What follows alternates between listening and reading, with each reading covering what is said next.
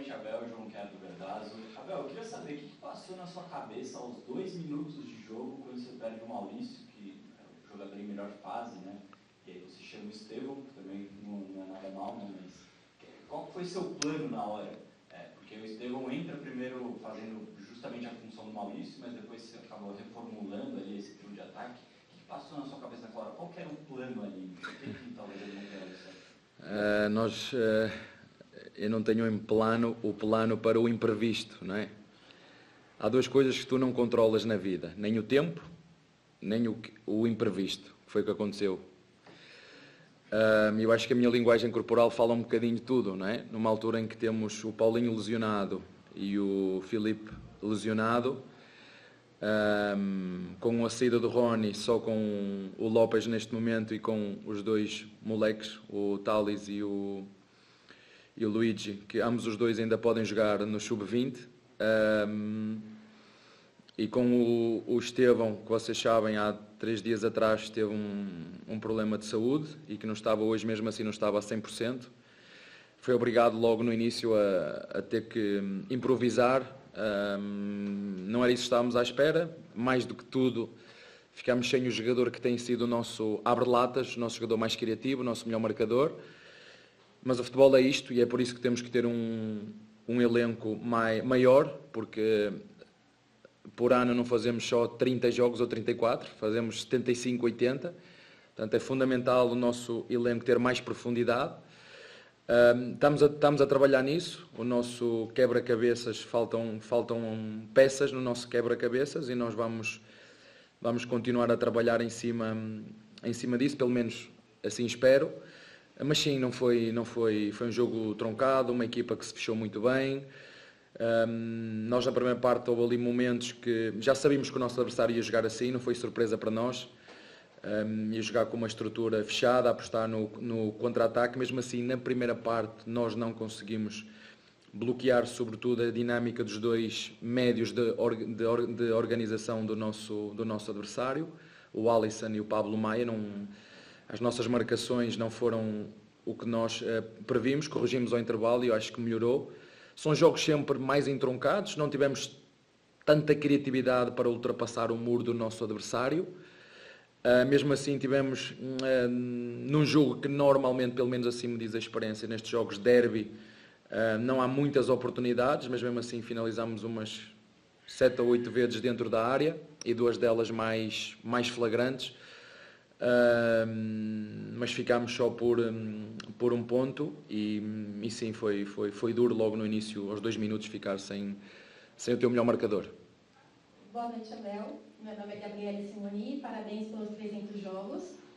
Esse ano o Palmeiras só ganhou 1 jogo como mandante e 3 como visitante.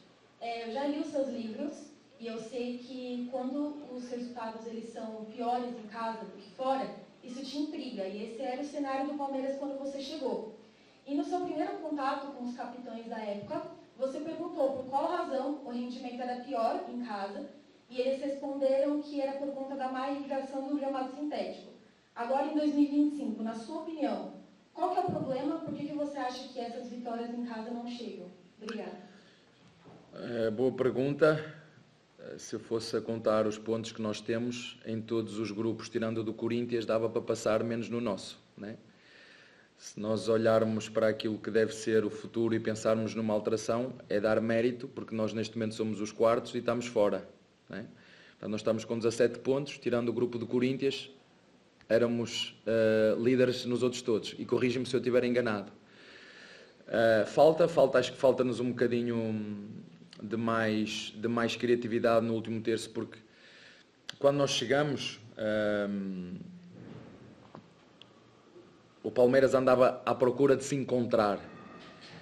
Quando nós jogamos com os nossos adversários agora, vocês veem como eles fecham, não é? Estávamos a jogar, não é com uma equipa qualquer, estávamos a jogar com o São Paulo, certo?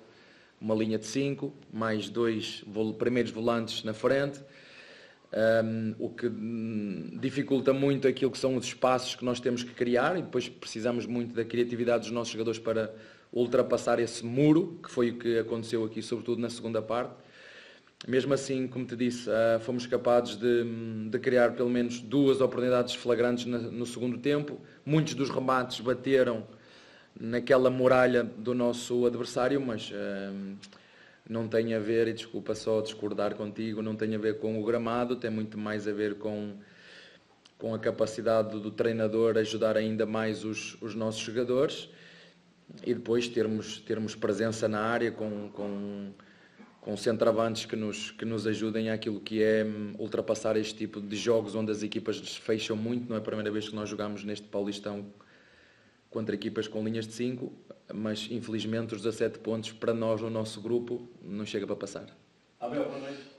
A gente percebeu, não sei, você pode até falar que o São Paulo solta a escalação, e aí você olha sem Oscar, sem Lucas, e aí você viu que, de repente, o time vinha realmente para defender. Você até demorou um pouco para a assessoria soltar a escalação do Palmeiras. Esse Palmeiras que entrou hoje, seria o Palmeiras que entraria normalmente, ou você modificou, porque viu que eles iam jogar com essa linha de 5 como o Corinthians fez no empate aqui com... Eu às vezes custa-me dar respostas porque vocês podem deturpar aquilo que eu estou a dizer, mas a forma com que os adversários cada vez mais respeitam o Palmeiras dentro do jogo é notório. E tu disseste muito bem, o Corinthians espatou uma linha de 5 e o São Paulo espatou uma linha de 5 e nós temos que ter a capacidade de ter soluções internamente para desbloquear essas linhas de 5 e nós temos de estar preparados para elas porque é o que nos tem acontecido, por isso mesmo, pelo respeito e pelo crescimento da nossa dinâmica. E sim, é verdade, tu estás a constatar isso e eu não me quero alongar muito nessa pergunta, mas é o que é e não podemos fugir a isso. Mas volto a reforçar, nós tomamos uma decisão, eu tomei uma decisão no início do ano, que nas minhas contas nós estaríamos mais ou menos com os pontos que devemos ter, mais 2, menos 2, porque realmente empatamos alguns jogos que se calhar não merecíamos, por exemplo o Corinthians aqui em casa, que me desculpem o meu adversário, mas eu acho que nós merecíamos ganhar por aquilo que foi, mas infelizmente não conseguimos, e como te disse, os 17 pontos que temos, em todos os grupos dava para passar, não deu, portanto vamos fazer aquilo que nos compete até ao fim e esperar aquilo que tiver que acontecer. Abel, boa noite. Abel, você falou aí do quebra-cabeça, né? Em algumas coletivas você vem falando. Só que essas 3 pecinhas aí desse quebra-cabeça talvez não estejam demorando demais para você, a diretoria, achar nesse grande quebra-cabeça de muitas peças que você tem. E queria entender um pouquinho aí essas contratações que o Palmeiras tem feito, né? Agora a gente confirmou aí o Bruno Fux e o Mikael, que é um jogador que saiu já na imprensa do Houston Dynamo. Torcedor às vezes quer entender, o Palmeiras está atrás de um 9 e traz 2 zagueiros. Como é que está esse planejamento e como estão essas peças aí? O que está faltando para essas peças encaixarem? Olha, eu vou repetir mais uma vez. Saiu o Rony, nós precisamos de um jogador para a posição de Rony. Saiu o Menino, nós precisamos de um jogador para a posição do Menino. O Vítor Reis foi vendido, nós precisamos de um jogador para a posição de Vítor Reis. E o Caio, juntamente com o Fux, foi uma troca. Que é uma oportunidade de mercado, nós estávamos com 6 laterais e entendemos que apesar do Benedetti estar muito bem e vai fazer parte do plantel, mas ainda tem idade para jogar na equipa B. E todos os jogadores que estão connosco, excetuando o Alad, têm todos idade para jogar na equipa B. E eu não posso pegar, porque eu sei que ele é muito bom jogador e o Luigi também é muito bom jogador, e pegar neles e meter-lhe a camisola 9 nas costas e agora aguenta o peso. Lembram-se, isto é preciso. Se há treinador que sabe o que é formação, sou eu. Se há treinador que sabe o que é apostar na formação, sou eu. Se há o único treinador dos 6 ou 7 equipas que estão na frente e que lutam pelo título que aposta na base, sou eu. Portanto, eu sei muito bem aquilo que nós precisamos e a diretoria também sabe muito bem aquilo que nós precisamos. Em relação às dificuldades ou não, infelizmente não sou eu que te posso dar essa resposta. São necessidades que nós temos, eu já falei nisso várias vezes e sei que o clube está a fazer um esforço para que isso aconteça. E não me vou alongar muito mais em relação a isso, portanto, é repetir aquilo que já foi dito. Boa noite, Abel. Rodrigo Fragoso, TNT Esportes. Abel, vou me permitir aqui ler alguns nomes, né, para até formular a pergunta da maneira mais correta. O Palmeiras perdeu, não só os nomes que você também, né? Vitor Reis, Caio Paulista, Gabriel Menino, Zé Rafael, Rômulo, Rony, Dudu, e aí de um time de base, que eu não sei nem se você considera, para ser sincero, Michel e Patrick, recebeu o Atuesta, que foi negociado na sequência, e recebeu agora, em contratações, Facundo, Paulinho, Emiliano, Fux, e deve receber o Micael.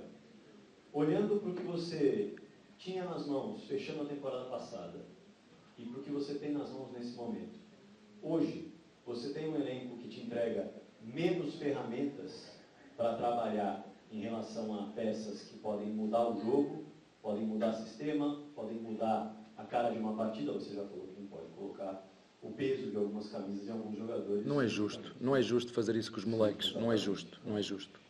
E aí, dito tudo isso, hoje você tem um elenco que te entrega menos ferramentas do que aquele que encerrou o ano?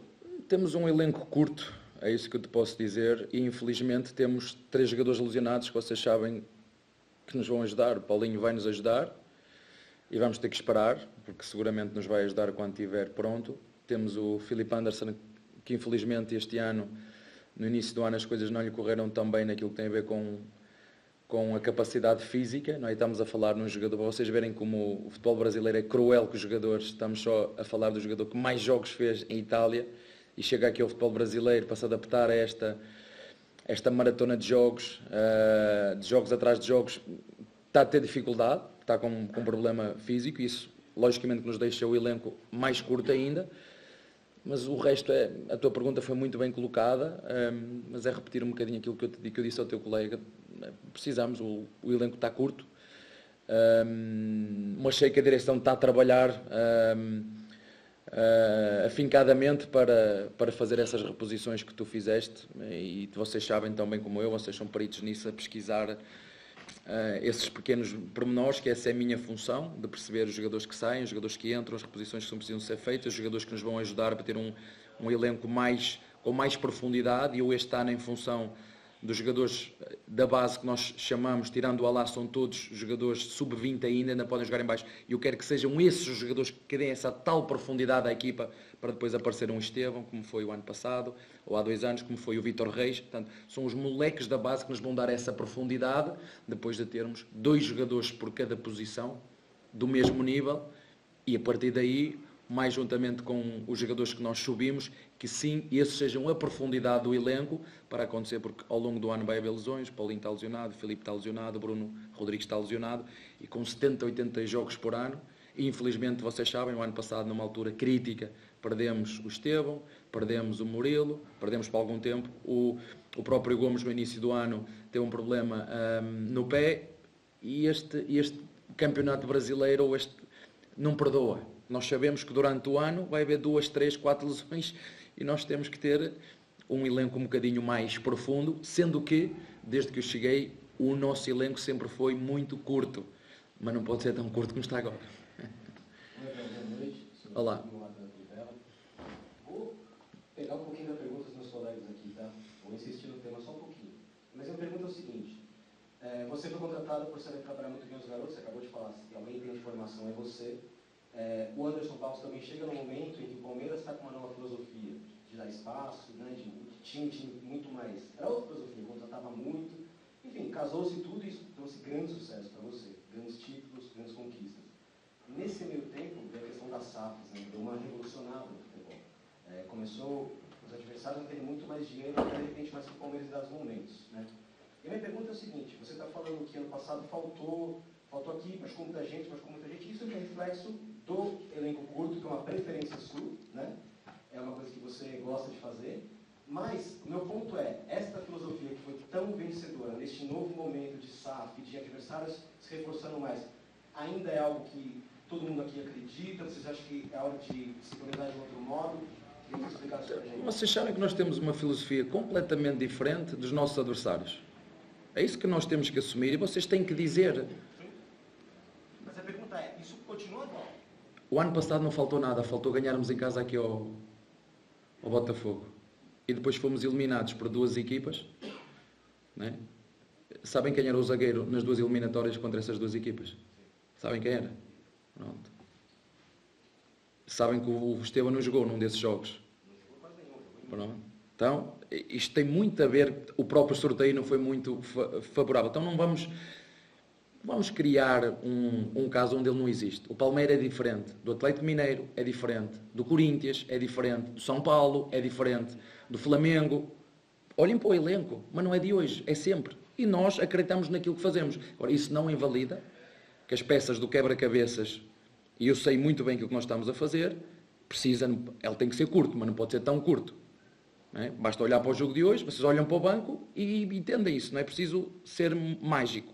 Agora, essa parte das chaves e do dinheiro, essa parte não é comigo. Não é? Essa parte não é da minha responsabilidade. O que é que temos que fazer, mais ou menos? Como eu vos disse, e disse aqui ao teu amigo, e a tua pergunta vem muito na sequência as últimas 3 perguntas. Não me obriguem a estar sempre a responder, eu acho que sou claro, vocês são inteligentes, sabem perfeitamente que o clube, e digo-vos isto porque sei, está a fazer o máximo esforço para continuar a apetrechar o nosso elenco e vamos esperar.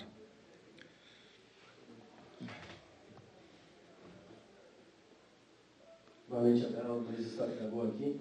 Abel, alguns dados do jogo de hoje, o Palmeiras teve 15 finalizações, sendo 7 delas de cabeça, na jogada aérea, e 2 delas foram ao gol só, né? Uma delas de cabeça do Flaco, a outra foi a finalização de fora da área do Richard Rios, e podemos dizer que as 2 de mais perigo foram do Flaco de cabeça, né? Mas tem faltado mais coragem e ousadia para o Palmeiras finalizar de fora da área, tendo jogadores como Esteban, Veiga, o próprio Richard Rios, que chutam bem de fora da área em longa média distância? Olha, se tivesse que dizer um aspecto a corrigir, é exatamente esse. Quando jogas com uma equipa tão recuada, com a linha defensiva quase em cima da área, uma das armas que tu tens é o remate exterior. Isto foi o que eu disse aos nossos jogadores ao intervalo. Uma vez que eles te preenchem o corredor central com 2 volantes e 2 zagueiros, o corredor central é muito difícil tu entrares em combinações interiores. Muito difícil. Uma equipa que joga tão baixa quase dentro da área, ou tu entras em cruzamentos da linha de fundo, okay? Ou cruzamentos exteriores, ou remates exteriores. Não há uma forma. É por fora, para ultrapassar este muro, nem meu entender, é por fora e por cima. E remates exteriores. Rematamos apenas, como tu disseste, 2 vezes, mas rematamos várias vezes dentro da área nas quais bateram nas pernas dos nossos adversários, pelo menos daquilo que eu vi, 8 foram dentro da área, 8 finalizações das 15 foram dentro da área, e 2 delas, como disseste muito bem, foram de cabeça. Mesmo de escanteios, tivemos o Gomes 2 vezes escanteios, uma na primeira parte ou na segunda, o próprio Lopes. Infelizmente hoje nós não conseguimos acertar no golo e não fomos capazes de fazer um golo que tanto precisávamos perante uma equipa que jogou, como disse, muito fechada e nos dificultou muito o nosso jogo de ataque. Abel Felipe da Rádio Bandeirantes. O Botafogo, no ano passado, não se classificou para as finais do Campeonato Carioca e terminou o ano campeão da Libertadores e campeão brasileiro. O Palmeiras, ao contrário, foi campeão paulista, mas não foi campeão no ano passado do Brasileiro, da Libertadores, um título que o torcedor sonhava. Nesse momento, a gente vê um pouco da torcida do Palmeiras cobrando melhores resultados, mais contratações, algumas críticas a Leila e também o Anderson Barros. Eu queria que você falasse sobre o que você entende do Campeonato Paulista. É realmente um campeonato de pré-temporada, de testar opções e depois do Paulistão, enfim, atirar na contratação, mirar na contratação certa para reforçar o elenco? Deixa só reforçar a pergunta que estás a fazer. Eu não enganei ninguém e fui muito claro naquilo que disse em relação ao Paulistão. Em momento nenhum deixei de dizer que temos a ambição de ganhar o 4º, mas foi muito claro. Só não entendeu quem não quis, eu fui muito claro naquilo que disse. E deixa-me só também reforçar que os pontos que temos, porque amanhã toda a gente vai dizer mal do Palmeiras, nos pontos que temos, éramos classificados em todos os grupos. Infelizmente, em função do regulamento, em função de um belo desempenho dos nossos 2 adversários do nosso grupo, estamos dependentes de resultados terceiros. Portanto, é tão claro quanto isso e eu não vou alterar. E todos vocês, o ano passado, nós ganhamos esta competição e muitos dos teus colegas se esquecem, dizem que o Palmeiras não ganhou título nenhum. Né? Muitos dos vossos colegas dizem que o Palmeiras não ganhou título nenhum. Portanto, não sou eu, porque a mim dá muito trabalho, que descredibiliza esta competição, porque dá-me a mim o mesmo trabalho. Agora, em função daquilo que é a longevidade desta época, aquilo que nós temos, aquilo que é, dizer-vos assim, muito diretamente, se calhar este título é muito mais importante, tem muito mais peso para um Corinthians, para equipas, para um Santos que não têm ganho há muito tempo, do que se calhar para o Palmeiras. Mas isso não significa que a nossa ambição não seja em todos os jogos lutar para ganhar, como foi hoje. Tudo o que eu fiz hoje com as substituições todas foi para ganhar o jogo. Infelizmente, os pontos que nós temos, que são 17, dava para passar em todos os grupos fácil. No nosso, estamos dependentes de resultados de terceiros. Será que se deve mudar alguma coisa no regulamento? Mas agora o Palmeiras tem 10. É o que é. Podemos ficar fora e podemos passar. Não sei o que é que vai acontecer. Vamos trabalhar em cima daquilo que nós devemos e temos que fazer, que é ganhar os nossos jogos. Infelizmente, como te disse, os 17 pontos que temos não são os suficientes para o nosso grupo passar à fase seguinte. Abel, boa noite. Me permita continuar nesse tema sobre a situação de momento do Palmeiras nessa tabela do Campeonato Paulista, porque já desde a rodada passada que o cenário é esse, né, de não depender só das próprias forças para avançar a próxima fase.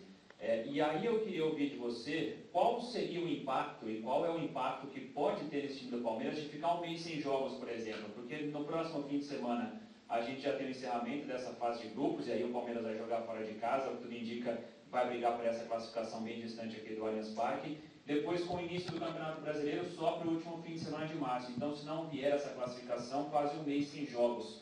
Qual é o impacto que isso geraria? E não só para o grupo, mas de uma maneira geral de instituição, e nisso a gente acaba colocando a torcida também. Obrigado. Olha, não sei, porque nós nunca ficamos de fora. Ganhamos 3 seguidas. Não sei se temos esse crédito de não ganhar a quarta ou ficar fora. Não sei. Eu não sei o que é que vai acontecer. Como te disse, temos 17 pontos. Éramos classificados em todos os grupos, menos no nosso. No grupo de São Paulo, por exemplo, se calhar estávamos à frente, não era? O que é que querem que eu vos diga? Querem dizer mal de Palmeiras? Podem dizer mal de Palmeiras, que nós já estamos habituados a lutar contra tudo e contra todos. E é isso que nós temos que nos preparar, sobretudo dentro daquilo que é o CT, dentro da nossa estrutura, porque desde que eu estou aqui, ninguém nos dá absolutamente nada.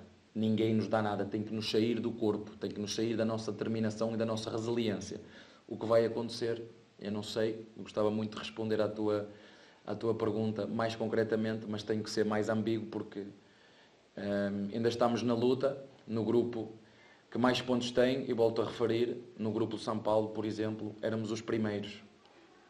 Infelizmente, no nosso grupo estamos dependentes de coisas que vão acontecer, sobretudo do nosso, fazer o nosso, e é isso que nós controlamos. O resto, como te disse, nunca ficamos fora.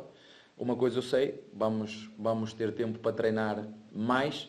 O impacto que vai ser, não sou adivinho, não sei, não gostava muito de responder especificamente, mas não sei. Obrigado, Está bem? Obrigado a todos.